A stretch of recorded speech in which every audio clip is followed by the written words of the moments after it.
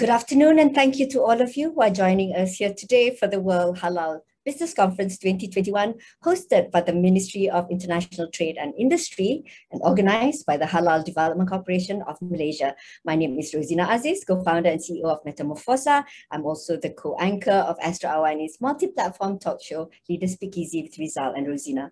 Today, I have the great pleasure of moderating this parallel session titled Fostering a Robust Islamic Finance Ecosystem Through Digitalisation. Before I introduce the esteemed panel of experts, let me first of all take you through the format of today's 60-minute session. We will be joined by a panel of esteemed guests, and I will moderate a 30-minute discussion on our topic for today.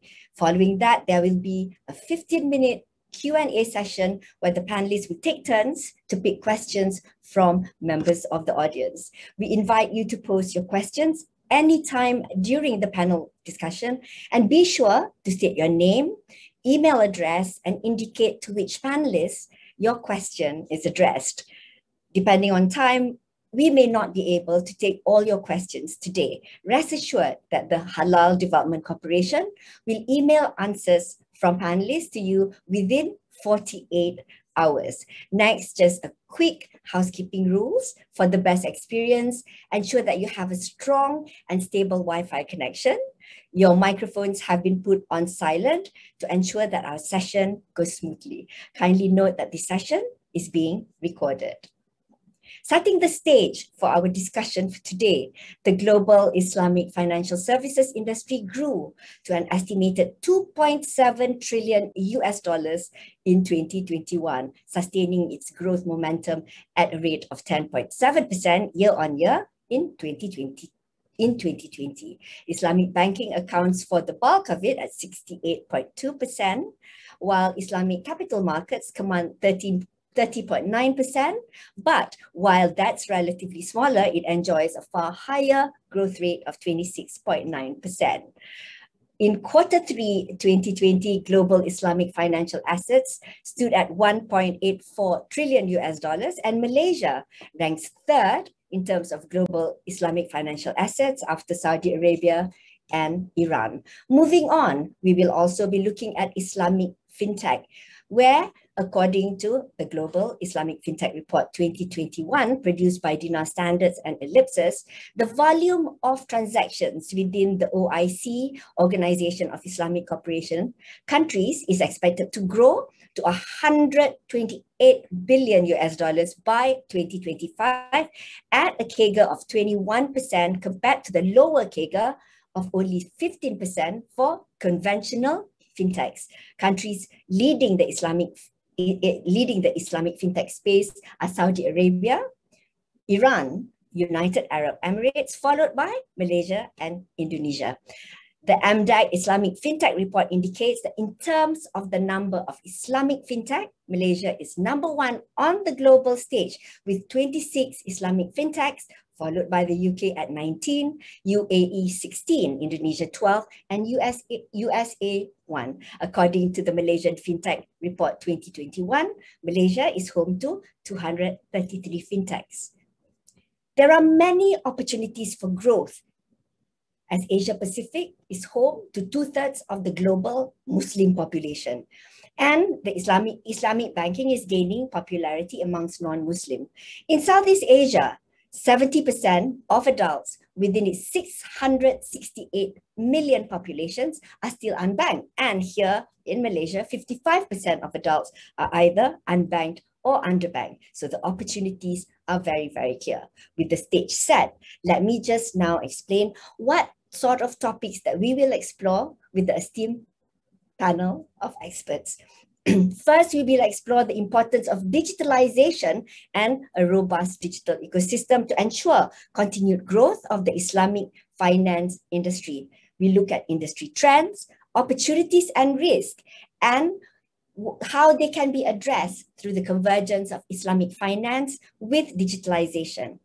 Crucial areas for digital investment is pertinent, the desired impact, as well as some best practices. And the experts will also weigh in if there are any gaps to be addressed by industry players and bodies like MDEC. So the impact of Islamic finance, including Islamic Fintech, for which Malaysia is number one, what is that impact on the halal industry, including SMEs? We look at the end-to-end ecosystem needed to foster growth, encourage new entrepreneurs, covering initiatives such as HDC's Halal Integrated Platform, and of course, we'll be talking to MDEC on their initiatives. We will also take a longer-term look at the top future growth areas for the key players, as well as what MDEC sees as the future growth, which will be enabled by digitalization and a robust digital ecosystem. So without further ado, on behalf of the Halal Development Corporation of Malaysia, please join me to welcome our esteemed panelists. Firstly, please welcome Tunku Nasaifuddin Muzaffar, Chief Executive Officer of MicroLeap, an Islamic and conventional peer-to-peer microfinancing platform. A former banker, Tunku has worked in senior positions in London and Kuala Lumpur at both Standard Chartered and BNP Paribas in diverse fields, from asset liability management and money market sales to financial institutions coverage. Prior to founding MicroLeap, Tunku had 15 years of financial services experience. MicroLeap is a Malaysian fintech company that helps underserved businesses access crowdsourced funds.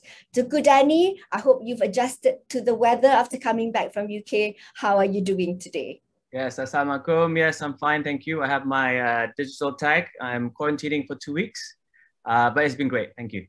Thank you. We look forward to hearing from you. Next up, we are pleased to welcome Noor Abdullah. She is Chief Strategy Officer of Strategic Management Division of the Bank Islam Malaysia Berhad, or BIMB. Noor graduated with a bachelor's degree in economics from the University of Warwick and spent most of her professional career in business transformation, program management, and complex project implementation. She started at Accenture, consulting agencies and organizations involved in driving the multimedia supercorridor implementation. She joined Bank Islam as Chief Strategy Officer in January 2019, where she leads the planning, implementation, and benefits realization of the bank's transformation program. So Noor, I believe that keeps you full up and fully busy. Thank you for making the time to join us.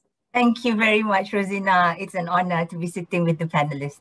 We look forward to hearing from you later. And the final member of our panel of experts is Ruslena Ramli, Director Fintech and Islamic Digital Economy of the Malaysia Digital Economy Corporation, what we usually call MDEC. So MDEC is the lead agency to implement the MSC Malaysia initiative and aims to establish Malaysia as the heart of digital ASEAN, a regional digital powerhouse launching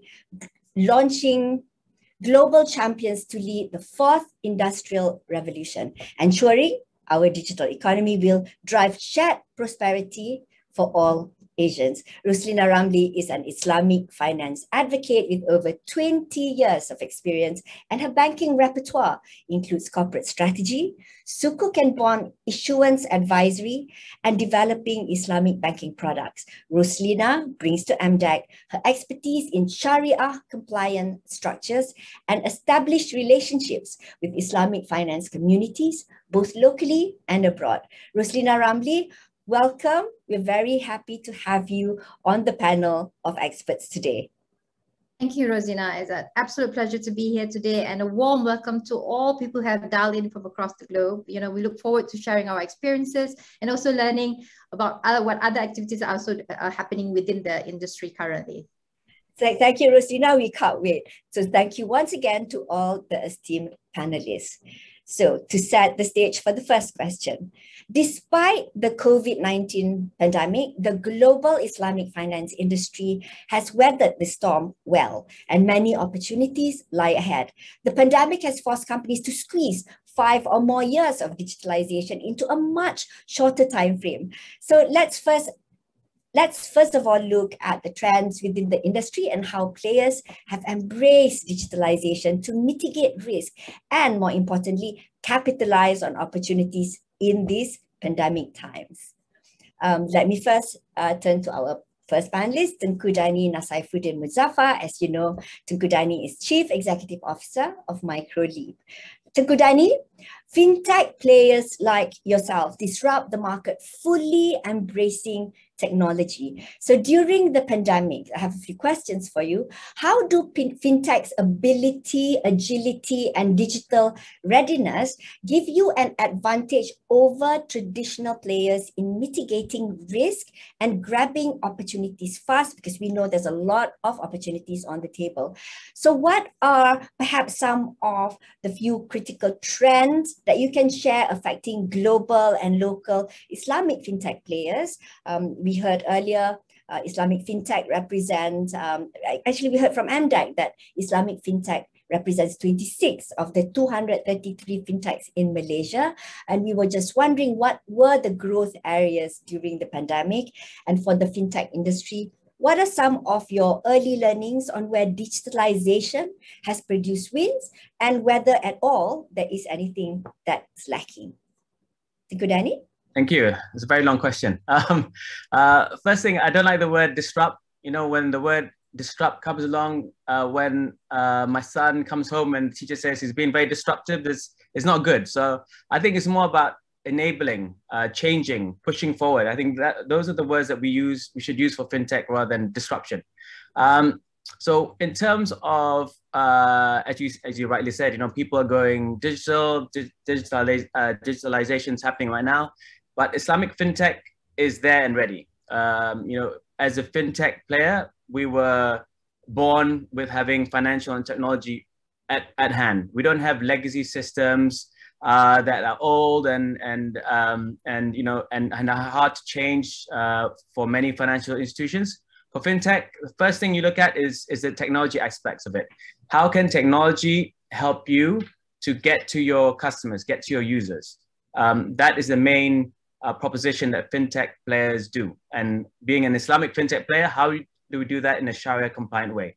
So during the crisis, Islamic fintech players are more or less born ready for this. And in fact, you know, 2020 has been a stellar year for many Islamic fintech players. If you look at my market, especially the P2P or peer-to-peer financing market, you know, it's gone leaps and bounds. And in fact, according to an SC report, P2P and also ECF, which is actually crowdfunding growth, has outstripped private equity and VC fund growth for the first time ever, you know? So it just shows that, you know, being technology enabled and technology ready in this COVID times is great, and we should grab those opportunities.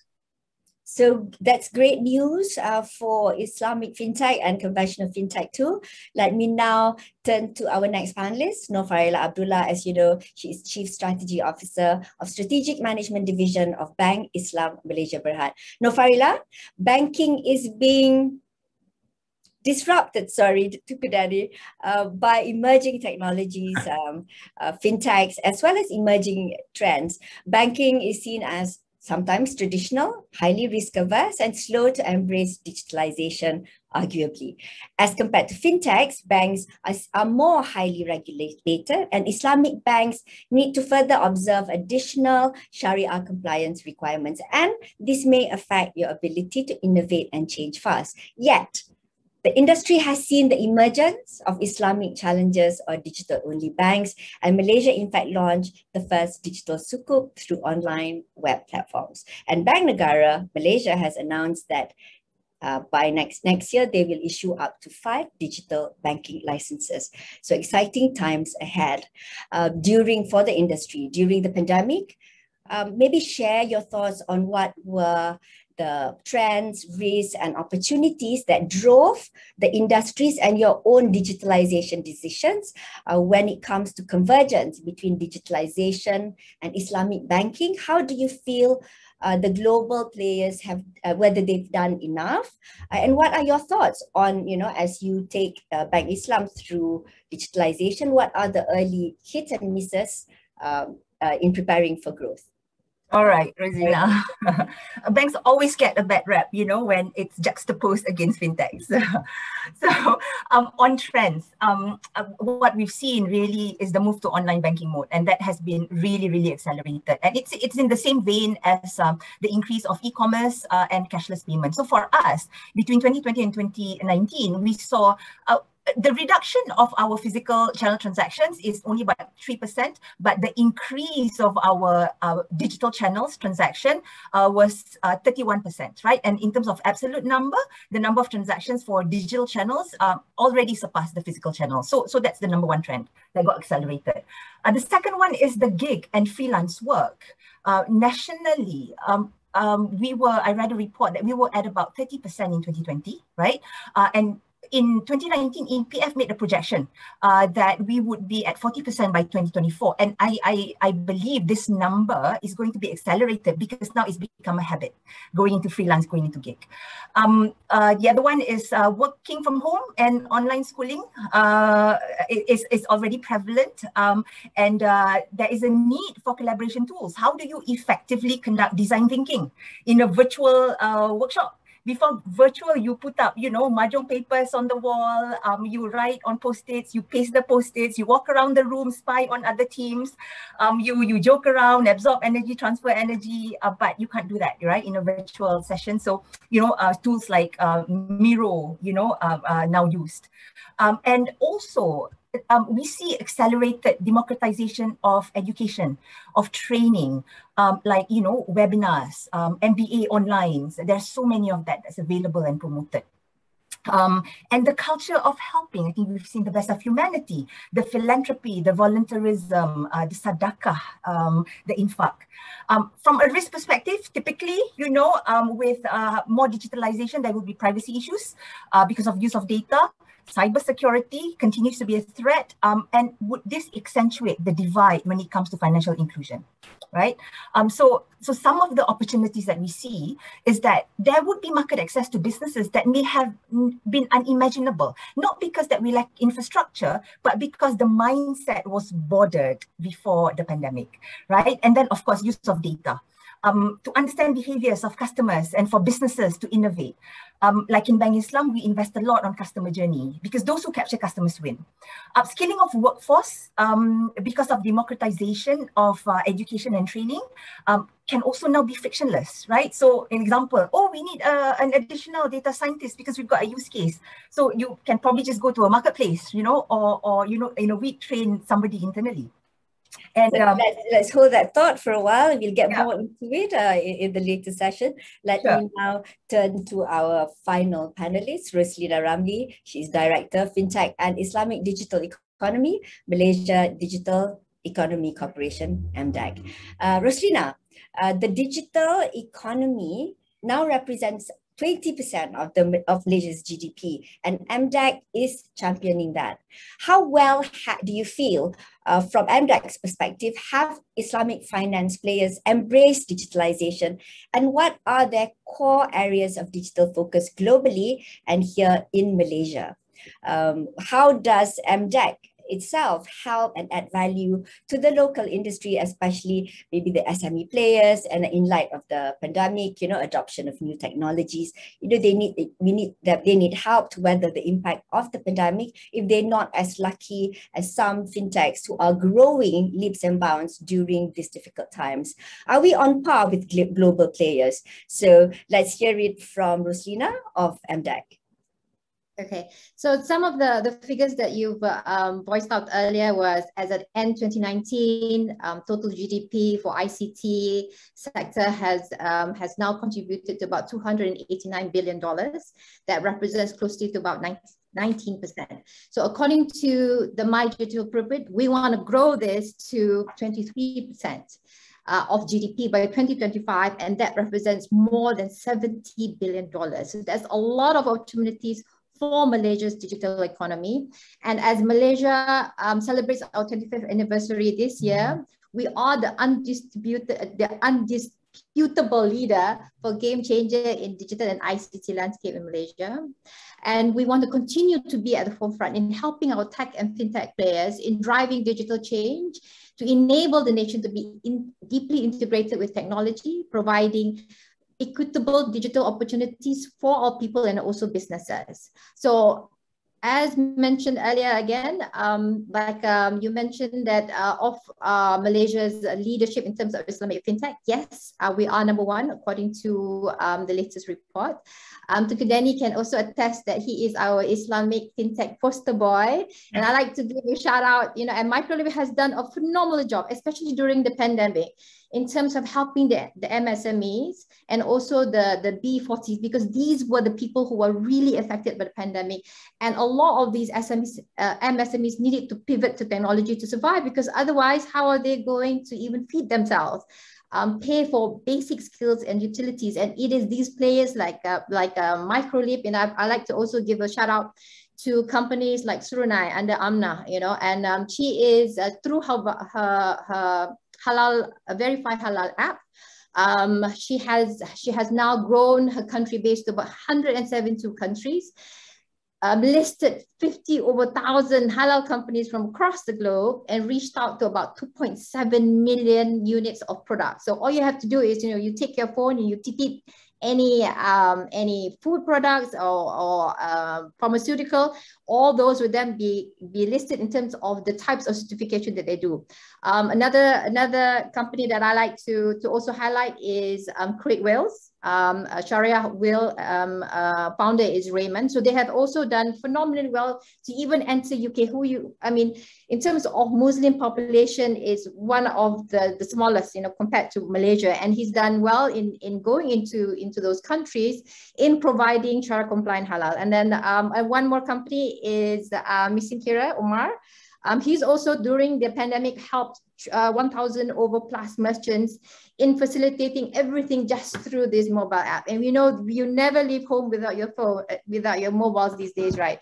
And I think we've done a phenomenal job in engaging the market, in helping the SMEs and MSMEs and B40s. And on the digital side, some statistics that we like to share is that we've reached out as at end 2020, close to about 500 over SMEs who have adopted e-commerce, trained close to about 400,000 SMEs with regards to e-commerce as well. And the total sector has attracted to the country 1.5 billion worth of investments. And there's a lot of opportunities in place. And with that, Rozina, thank you so much for your thoughts. And we'd like to move to the next question. So digitalization, I think it's all exciting, the views that we've got from the esteemed panelist. Digitalization creates a much needed agile ecosystem that enables players to innovate, offer creative solutions and differentiated customer experience with new markets and scale fast. Perhaps we want to know in which areas digital investments, particularly in the Islamic finance and halal industry, be most critical, because we've heard about all the growth that's happened and growth potential.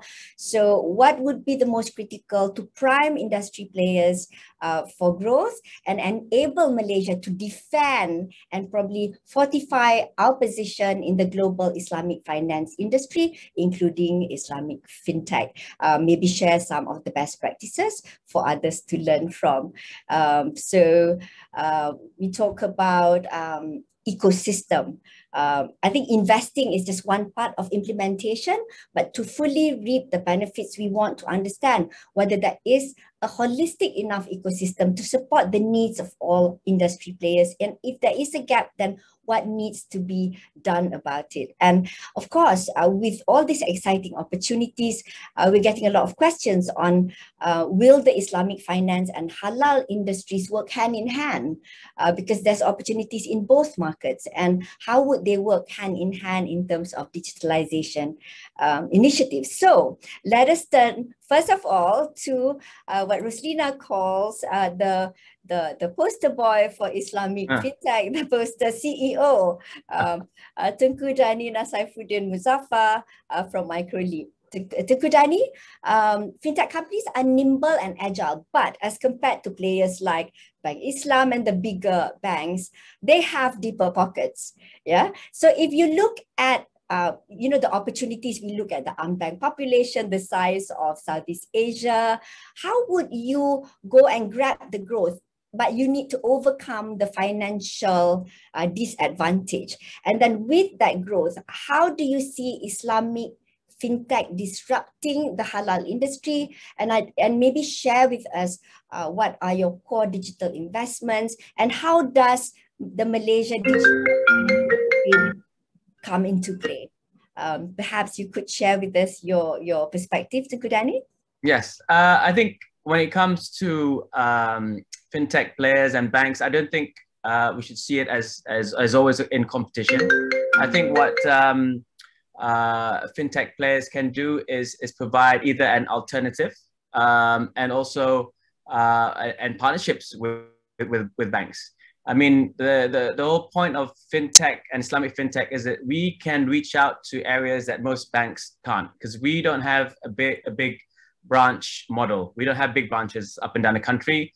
Our branch is basically your smartphone, and with Malaysia's, smartphone penetration rates at 78% in 2018, according to the Multimedia Commission, the reach is there. So digital financial services or even better, Islamic digital financial services is there at our fingertips. And we are, as Islamic fintech player, we are able to reach out to these kind of rural areas, places that, you can't get a branch out there. You don't, it's maybe hard to get to. We are only limited by bandwidth and internet penetration and use of smartphones. So that is how we scale up very, very quickly by doing that. So and always in my industry, the alternative financing space, will always be an alternative financing product. In UK and US, alternative finance is 20% of the total financing landscape. In Malaysia, it's only about 3 to 5% of the landscape. So there's a lot of growth there for Islamic fintech and fintech players. But I always think that we should work hand in hand with banks rather than try to compete with banks. That's an excellent shared experience and thoughts from Tunku Dani. Thank you. Now I think it's time for us to move to Noor Farilla. It's time to dispel the perception that banks are conservative, traditional, and not adapting to change. I know certainly Bank Islam is committed to digitalization, laying the foundation for a fully digital banking platform and establishing a new digital arm called the Center of Digital Excellence. So with the vibrant changes in the industry, we'd like to look at where you feel players like yourself are on the global, maybe local industry digitalization curve, and how do you see Islamic banking and the halal industry converging through digitization? Perhaps, what's your priority in the areas and the impact, and certainly with the growth potential both in Islamic banking and what we saw in Islamic fintech. What are some of the collaborations that can take place? Are there gaps that people like MDEC could help you with? Because, certainly we will hear from Ruslena at the end. So without further ado, I invite Noor Farilla to share her perspective. Right.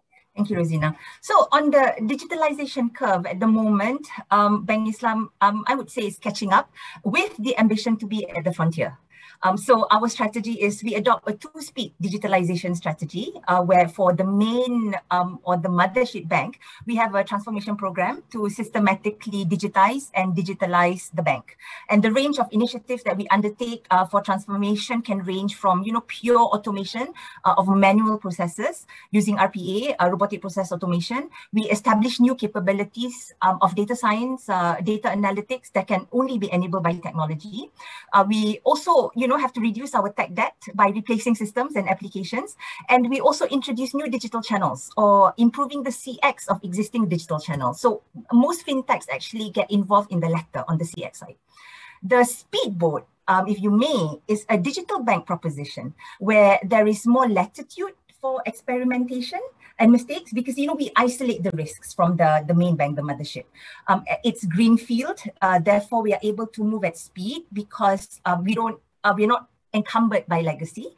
And it's a bank that we've designed on the cloud with a proposition that is based on an ecosystem play, targeting particular segments with the vision to create financial well-being of our customers. So we also do get the fintechs heavily involved in our ideation here.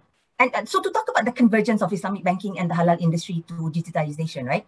We need to understand the problem statements of the industry. So we did a very brief study in 2019, and some of the pain points that we uncovered by talking to some of the players is that there's fragmented value chain. There's lack of visibility of halal certified suppliers. I know there's been a huge leapfrog since 2019 in this area. Roslena mentioned Verify Halal. Amna has done a great job. When it comes to fragmented value chain, there's also information everywhere, low awareness on halal industry, and importantly is the market access. This companies, businesses require customers. How do they get those market access, not just within the country, but regionally? Then, of course, as a bank, we look at the financing side, the financing issues. So some of the pain points that were raised were the cost of doing business is higher because there's additional compliance cost to meet the requirements under halal certification. And the one that cuts across all SMEs, whether they are in the halal industry or not, is the cash flow payment issues and lack of funding, something that Tunku mentioned just now. So, some of the opportunities of convergence here would lie with, and this is by no means exhaustive, plugging into a digital halal supply chain ecosystem, right? End-to-end visibility of supply chain enables banks to have a holistic understanding of the business to facilitate timely financing. Co-creation, right? So it's not about monopolizing certain things, but it's co-creation. I like what Tunku mentioned just now about collaboration. So we can co-create marketplaces where players come together. And Bank Islam actually recently launched SME Expert to facilitate this. So last year, at the start of the pandemic, we, with a fintech accelerator and other partners, actually embarked on finding a solution to some of these problem statements. So it's a journey, right? Interesting business models and concepts that came through, but still requires MVP sandboxing. So I'm looking forward for that journey. Excellent sharing. Thank you very much, Noor, Farilla. I think it's really interesting when you guys talk about the opportunities in collaboration in different areas. I think what we would like to do is to look at having a holistic and robust digital ecosystem to further collaborative growth collectively. I understand that HDC has initiated the Halal Integrated Platform with the long-term goal of encouraging and facilitating SMEs to obtain halal certification from JAKIM and to develop intervention programs that assist halal industry businesses grow and become global players. So of course, there are other bodies and agencies that will also contribute to creating an ecosystem such as that. So from MDEC's perspective, a very important player here, because you are the champion of the digital economy. So how has Malaysian digital economy been effective, and what ecosystem, including MDEC itself, is in place to push Islamic finance digitalization and develop more Islamic fintech poster boys like Tunku and as well as the halal entrepreneurs, on a wide, in the wider industry. What are some exciting initiatives that we've heard from Farilla just now? What are some of the exciting initiatives to firmly establish Malaysia as a global leader in Islamic fintech? Because we are number one, but we want to make sure that we stay number one. And do you see market consolidation as there are more players? Do you see super players, super apps? And finally, what are your thoughts on domestic and cross-border collaborations? Okay. The fintech community is very much in sync in terms of all our programs and initiatives. I love the energy that's coming up from Farilla. As we engage with communities, Islamic finance community, not just locally and also abroad, it's about how we can make it better for all academic sectors as we pivot into tech and also fintech. So among the initiatives that we have embarked on, so this came out from the regulatory sandbox with Bank Negara in 2016. So the FinTech Booster was launched in August 2020. So it had 3 pillars, which was legal and compliance, business model, and also technology and infrastructure. So these 3 key pillars were basically the pain points of the FinTech industry. In wanting to come and understand, okay, what do they need to do first? You know, what are the next steps in growing the ecosystem and also their businesses? So through this one-stop platform, we allow players from across the globe, and we've had close to about 500 applicants that have come in since the launch itself, local and also globally. And through this first pillar of legal and compliance, we secured partnership with almost 11 legal companies who offer their services pro bono. So, and it's to facilitate that process in helping these players to come in and make Malaysia as the hotbed for fintech and also fintech. We also engage with other regulators. So SE launched their FICRA Accelerator in July this year, together with UNCDF, which specifically looks at Islamic capital market products. We also work with INSEF. They were the neutral party for the iConnect FinTech in Islamic Finance. So this is a 4 million matching grant by MOSTI and also Academy Science Malaysia. So as you can see, the prominence of Islamic finance features very strong in the acceleration of the FinTech and also tech-based companies. So it's this demand that we create would feed the supply chain in terms of the players to come in and be attracted to also provide innovative solutions.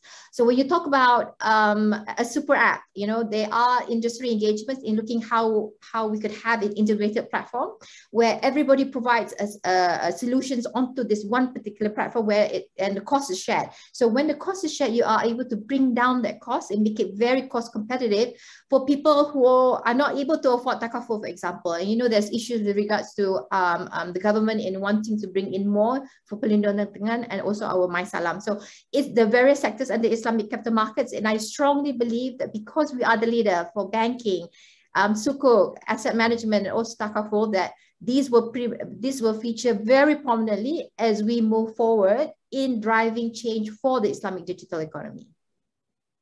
That's really interesting. Is there anything else on the cross-border collaboration side that you want to really focus on? So on the cross-collaboration side, because I know I got caught up with the first part because I explained too much. Yes, I did see this come back to it. Okay, so under MDEC, we've got a lot of initiatives. So there's 2 core initiatives that I like to talk about is the Gain Connects and also Gain Expand. So through Gain Connects and Gain Expand is we collaborate with 12 ecosystem partners, specifically countries or partner countries that is in Asia. So the likes of Indonesia, Hong Kong, Australia, in providing market access to our tech companies. So under the tech ecosystem and globalization, we are the guardians to roughly about 800 companies. And of that is that 26 companies which Tunku resides in. So it's providing market access to all these fintech players, not just on the business side and also for funding. So under our ambit, we have about 120 VC companies, venture capitalist companies, and close to 80% of that are foreign. So it's providing or becoming that enabler as a strong ecosystem partner that makes MDEC that tipping point or the catalyst in helping local tech companies to become the unicorns of Asia. And you know, a shout out to Qasim, who has been our very first, and we are looking to have 5 more as part of our Digital of 5 strategies, which we just launched in July. So that's excellent, in fact. So I did get back to you on that. So I hope we've all had you know, the opportunity to learn a lot from the panel of experts who have joined us here today. I'd like to invite all the audience joining us, from across the globe, to submit your questions. You may submit your questions, but do state your name, your email address, and the panelist to whom your question is addressed. So we hope to address your question. At the end of the session, we have a 15-minute Q&A session.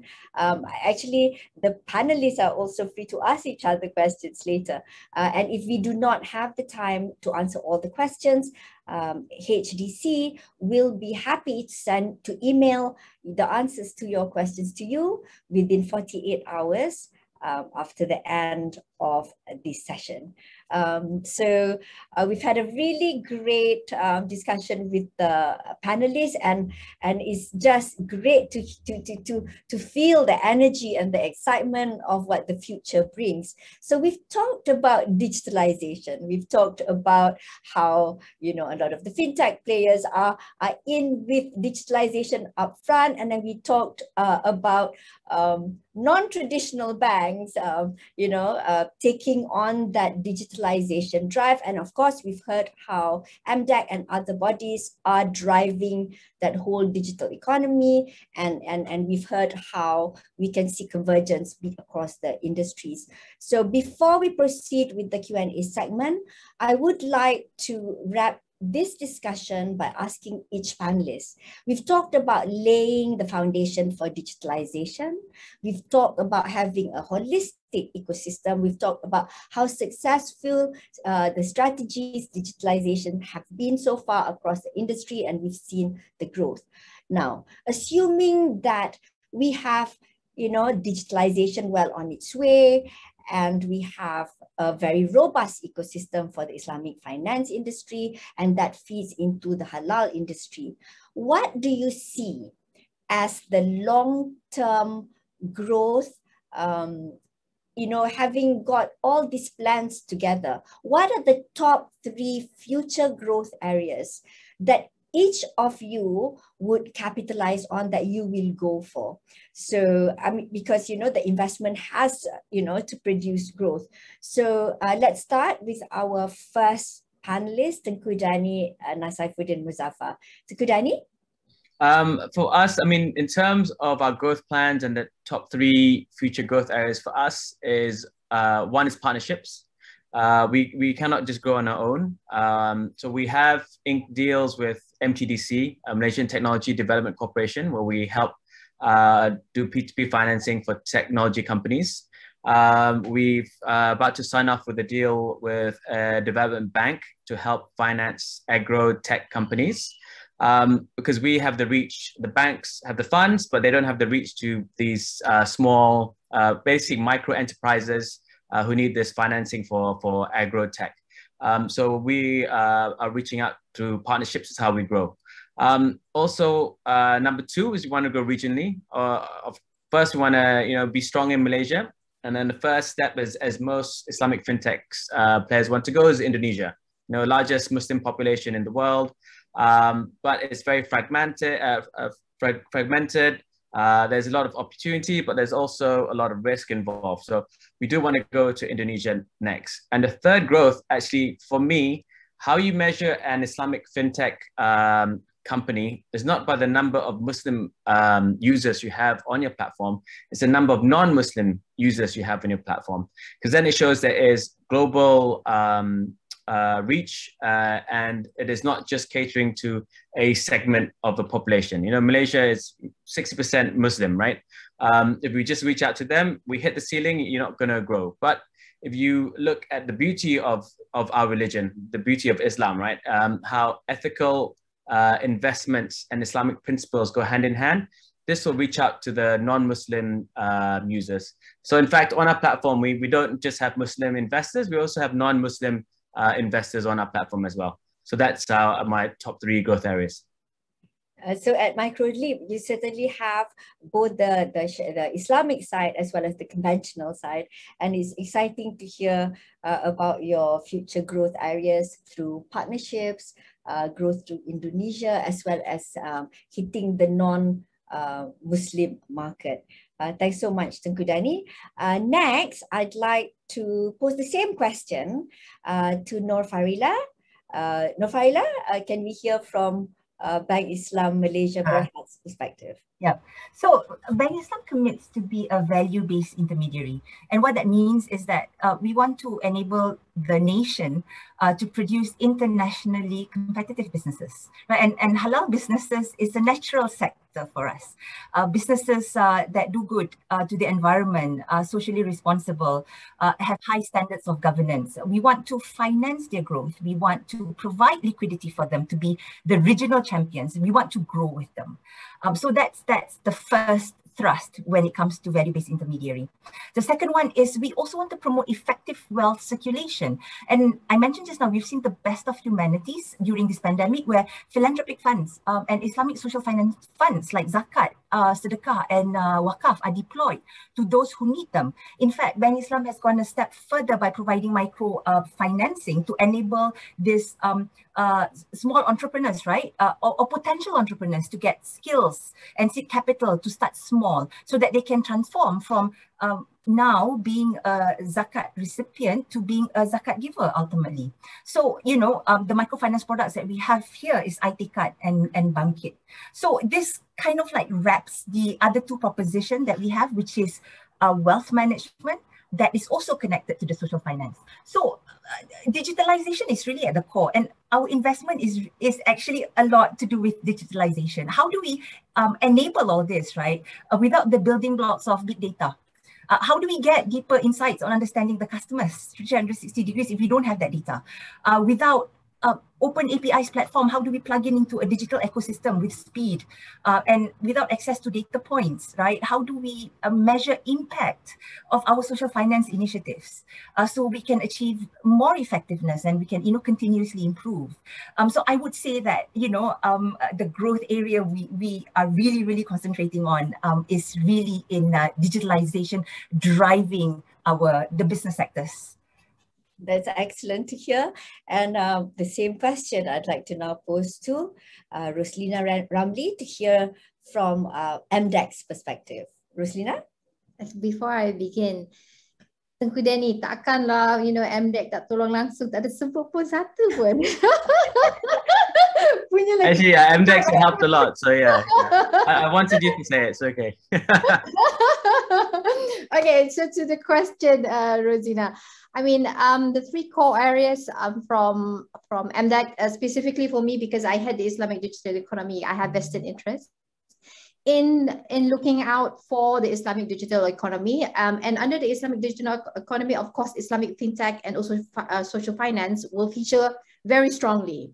I mentioned earlier, I Connect Fintech in Islamic finance looks at, and Tunku Dani is actually a founding member of iConnect, looks at how problem statements on social finance, when you look at distribution of zakat, how that can be effectively used in helping the asnafs in growing from, you know, coming out from poverty and being able to stand on their own 2 feet. So those are among just one of the initiatives that are currently being muted. And we're talking to other different stakeholders as well as we grow in building this digital economy that can facilitate more and more tech and fintech players in addressing the pain points, the problem statements within the Islamic banking, whether it's takaful, whether it's capital markets or asset management, in helping to see how Malaysia can continue to be at the forefront for Islamic finance. So ultimately, personally for me, it's that collaboration which has been core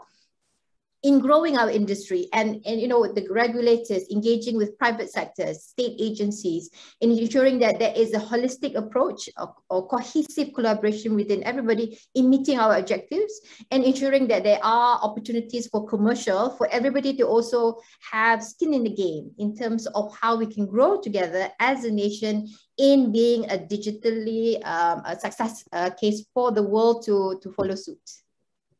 That's great. Thank you so much for sharing that perspective, Ruslena. To the audience, we are still taking questions that you can pose to the panelists. Do state your name, your email address, and as well as which panelist your question is going to be addressed by. If we are unable to address your question today, the Halal Development Corporation will be emailing the answers to you within 48 hours of this parallel session. So without further ado, let me just go through some of the questions that we've got. Panelists, are you ready? I think we have a question for Puan Farilla. So my eyesight is not great, but let me try and read it. Are the financial systems that's designed for the old economy, are they well suited to the gig economy? Whether the industry is doing enough to cater for the gig workers? I think somebody brought up the gig economy earlier. So could we get your perspective, Noor Farilla? The short answer is no, it's not suited.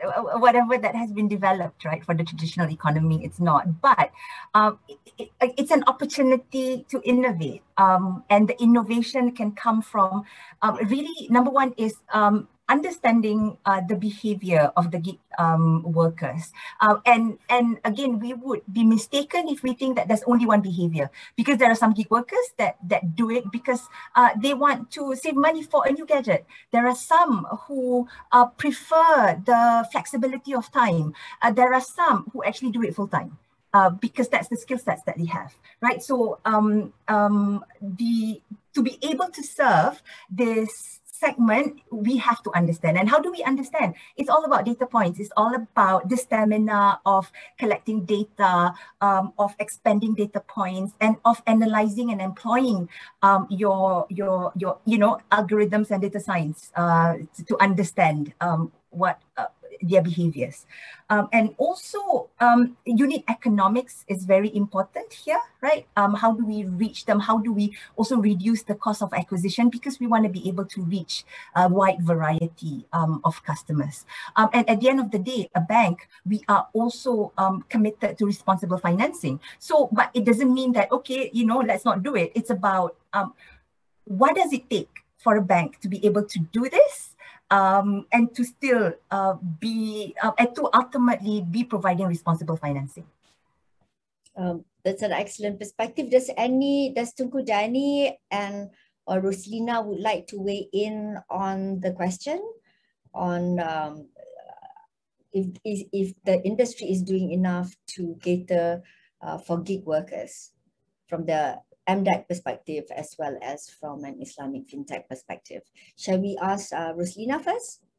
Yeah, I think there are ongoing initiatives as an entity as a whole in terms of the gig economy. Some of the things that we could rate is opportunities for the entrepreneurship, opportunities for online business in terms of should these gig workers want to look for say co-working spaces. We do offer that under the Malaysia Digital Hubs. The grants that we offer as well in terms of facilitating that process. And I think, yeah, those are the things that I could just ramble off at the top of my head. Okay, excellent. Tunku Dani, would you like to weigh in? Actually, the next question is for you, but if you'd like to weigh in on that, let's hear on that first before I read. Yeah, I think more needs to be done for gig workers. Unfortunately, we can't finance gig workers unless they are set up as a Sindir Berhad or an enterprise minimum, because personal financing is not allowed according to Securities Commission guidelines. But I think there was a UNCDF program to help gig workers. I think I'm not sure what happened to it, but I don't know if it was supposed to be last year. But yeah, I think it needs to be addressed. Anywhere from banking facilities to EPF is very keen for gig workers, because at the end of the day, they if something happens to them, the car doesn't work, or they have an accident, they can't drive their motorbike, insurance is an issue for them as well. They really need to be looked at. Okay, thank you. So the next question from the audience is for Tunku Dani. Let me try and read it. Funding is one of the biggest challenges in the startup world. In your experience, Tunku Dani, how was it to convince investors to invest in Muslim or religious focused solutions. In your opinion, was there a particular strategy for this sector? Yeah, I think as a young startup such as my colleague, funding was an issue.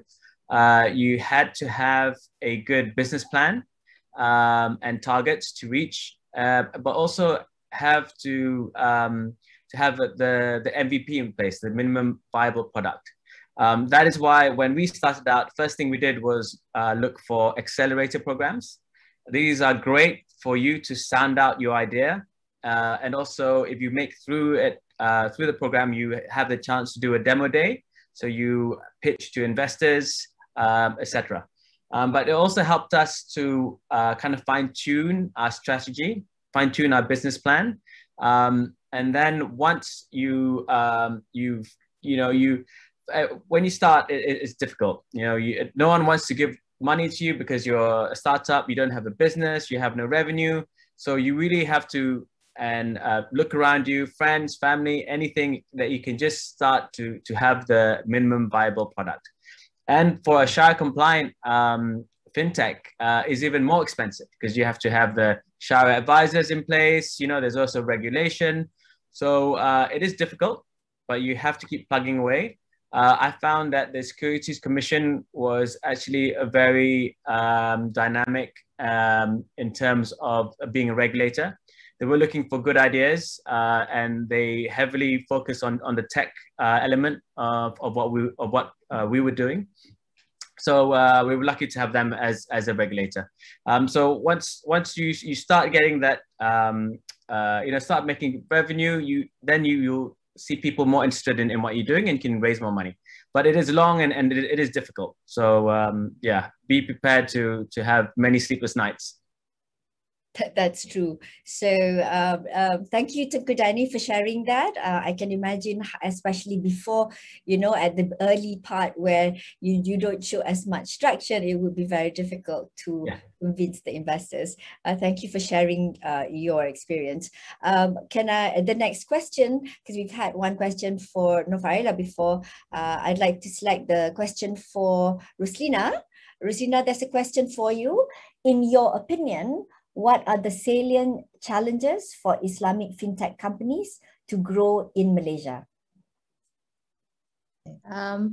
I think commercial reasoning is very important because when you place apple-to-apple comparison, there is a strong value proposition for Islamic products. Yes, there are additional leg when you come to screening or certification and also the legal documents, but ultimately in the end, it's that ethical solution that you want. Like for example, if I can just give a basic example is your credit cards, right?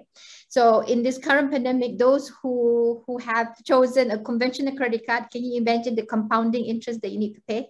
But for under Islamic, you're not allowed to charge compounding interest. It's not permissible. So that's just one particular feature. But there are the uniqueness in choosing ethical products versus, and as Danny also pointed out, we want to see more non-Muslims coming into the picture as you embark on ethical investments, savings, even on consumption of daily needs, because you don't want to go into non-ethical types of child laboring type of industries, for example.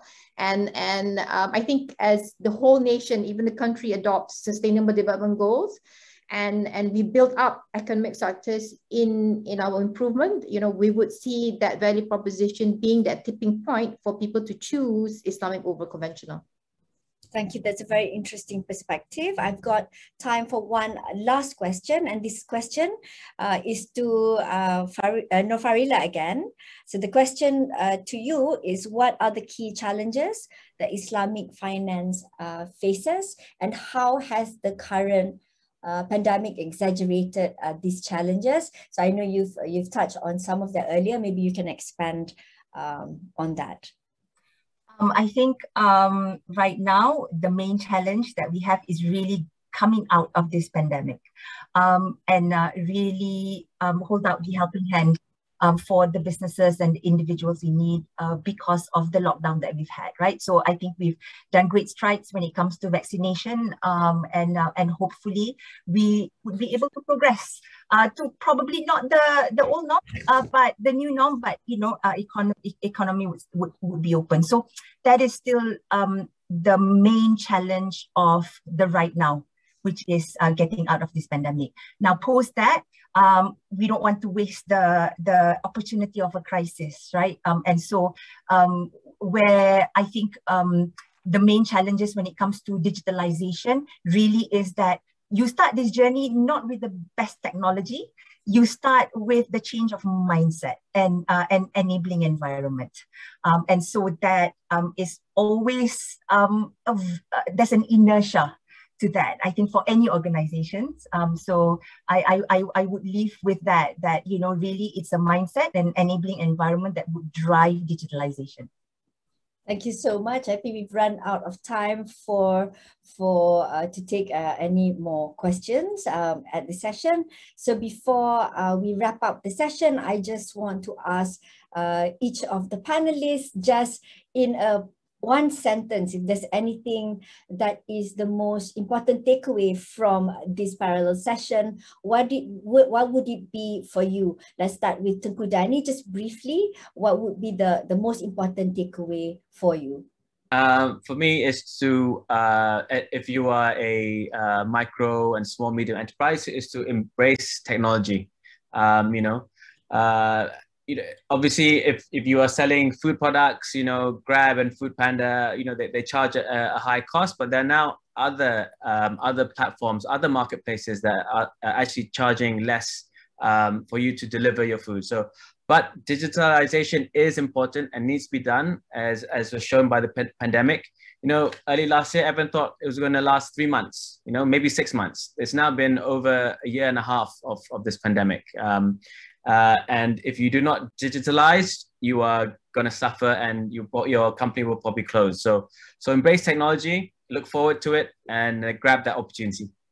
That's great, a great takeaway. And let's move to Noor, Farilla. Just a quick, brief takeaway, the most important takeaway from today.